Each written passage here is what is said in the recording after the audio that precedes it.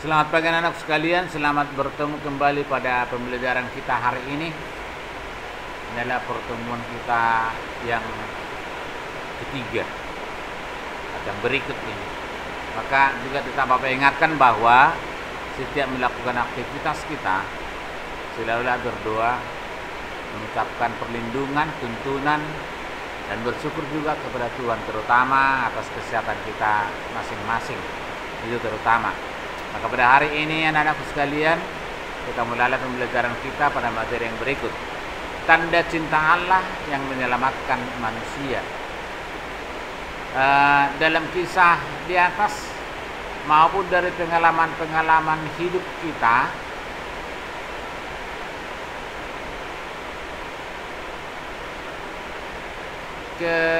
cinta Allah senantiasa berkarya.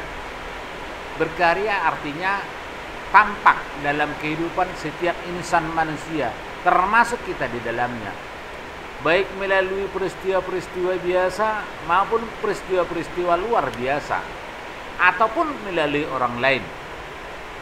Dalam situasi dan peristiwa yang amat menyedihkan sekalipun, nah itu diingat ya, dihayati juga, peristiwa yang amat menyedihkan sekalipun, Allah tetap berkarya.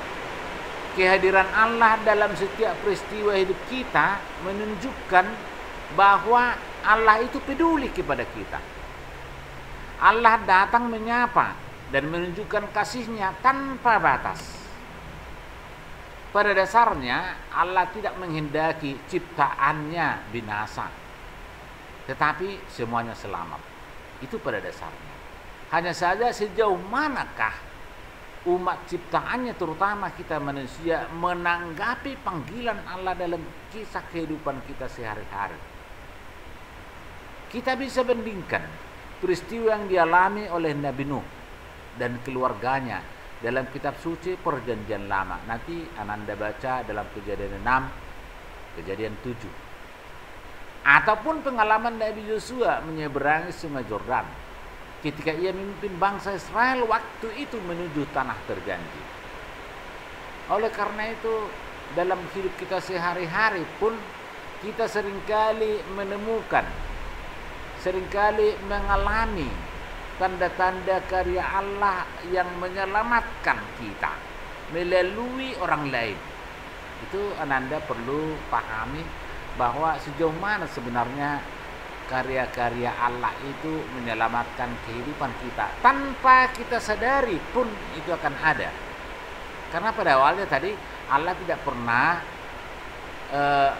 membuat ciptaannya itu menjadi binasa. Tetapi semua ciptaannya itu merasakan kebahagiaan dalam kehidupannya, merasakan keselamatan dalam kehidupannya. Itu yang Allah kehendaki.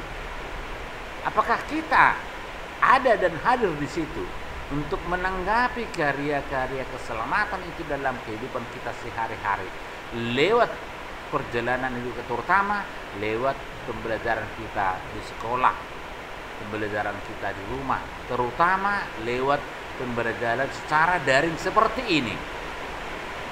Oleh karena itu maka boleh kita lihat bahwa tanda keselamatan itu melalui orang lain itu apa? Yang pertama, orang tua yang dengan sabar membimbing, orang tua dengan sabar merawat, memelihara, mendidik anak-anaknya, memberikan petuah, nasihat, bimbingan dan lain sebagainya. Itu adalah tanda karya Allah lewat orang lain. Tadi lewat orang tua lah itu. Yang kedua, tindakan para pekerja sosial termasuk pada masa-masa pandemi ini. Banyak orang-orang pekerja sosial yang membantu menyelamatkan kehidupan manusia itu dalam masa pandemi COVID-19 ini. Termasuk di panti asuhan, di rumah sakit, panti jompo, dan lain sebagainya. Boleh dikatakan orang-orang yang menderita karena bencana-bencana alam dan lain sebagainya. Itu juga melalui orang lain. Yang ketiga, tindakan para medis. Seperti yang saya katakan tadi pada masa-masa ini, situasi pada tahun ini. para medis, dokter dan perawat ini menjaga, merawat untuk demi keselamatan orang yang dirawatnya, terlepas atau supaya mereka panjang hidupnya, penyakitnya sembuh dan lain sebagainya.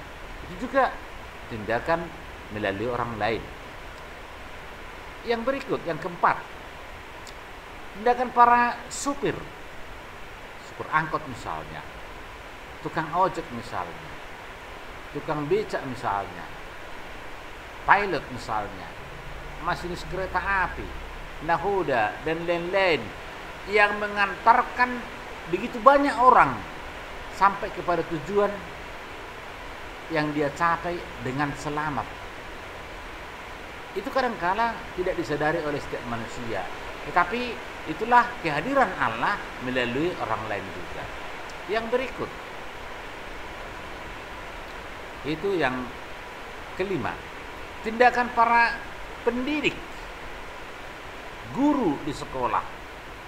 Guru jelas mengajari dan mendidik, memberikan mata pelajaran kepada setiap siswanya. Pendidik itu adalah pembantu proses di dalam pembelajaran di sekolah itu. Itu pun juga melalui orang lain juga.